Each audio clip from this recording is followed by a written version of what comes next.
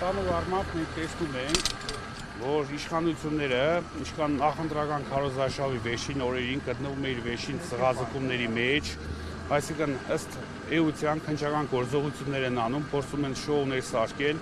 եւ ըստ էության որոշակի դիվիդենտներ շահել, բայց գյումրեցին ամեն ինչ հասկանում է, գյումրեցին գիտի, որ այս շոուները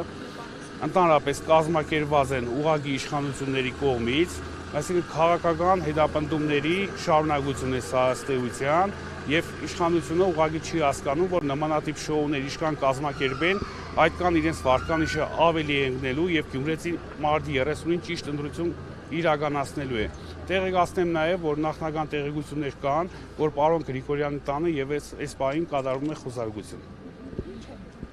Ես չեմ կարող ասել, որևիցե պաշտոնական տեղեկություն չեն հաղորդել, ըստ էության փակ է գրասենյակը, ես ներկայացել եմ որպես լիազոր անձ, որպես ավագան ու գործող անդամ, նաև որպես թեկնածու եւ որևիցե պաշտոնական մեկնաբանություն այս պահին չկա,